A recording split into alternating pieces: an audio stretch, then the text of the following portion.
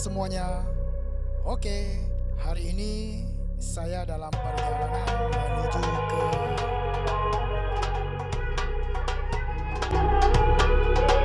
dan keadaan jalannya bisa teman-teman lihat ya.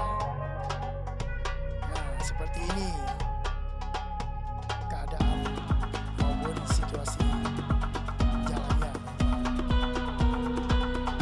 Oh iya teman-teman, bagi teman-teman yang pernah melintasi jalan ini, bisa kita saling berbagi ya teman-teman. Silakan tinggalkan komentar di kolom komentar ya.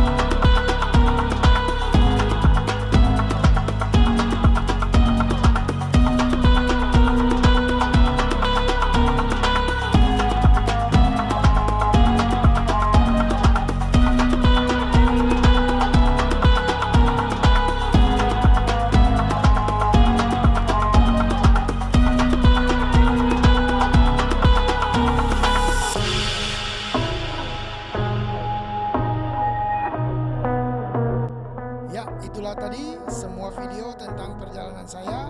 Semoga aja bermanfaat bagi kita semuanya ya teman-teman. Oke, sekian dulu video saya kali ini. Sampai berjumpa lagi di video saya yang berikutnya.